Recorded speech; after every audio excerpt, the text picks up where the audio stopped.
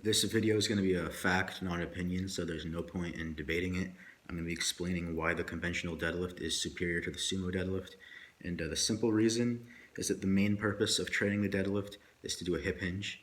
It's to maximize your force output during a hip hinge to gain muscle mass all around your posterior chain and your body, your legs, your upper back. Simple.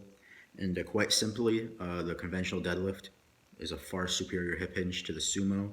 The conventional deadlift is much worse leverages. You have to actually use your posterior chain to get it up. And with the sumo, you just basically use your quads. The sumo, much less back involvement, almost no posterior chain. It's basically all quad movement.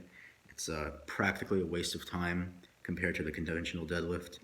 If you're going to be competing, obviously do sumo, but if you're just training the deadlift for real value, don't even bother with sumo, only do conventional. There's lots of variations that are similar to conventional, but the main point of emphasis is that you want your stance to be shoulder width and narrow. You don't want to be spreading your legs out. So yeah, simple video. End of the day, the sumo will also hit your interior legs, the inside of your legs, but at the end of the day, your abductors, it doesn't matter. You can isolate these. You don't need to do the sumo deadlift to get good abductors.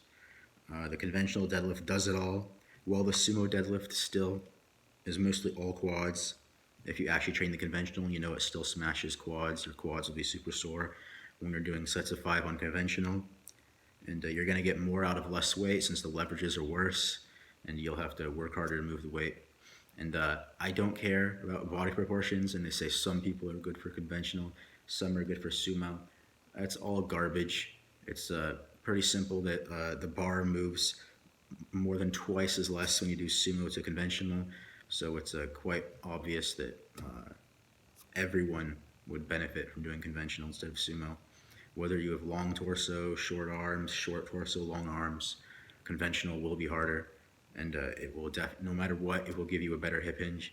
So definitely train the conventional deadlift. It is without debate superior to the sumo deadlift.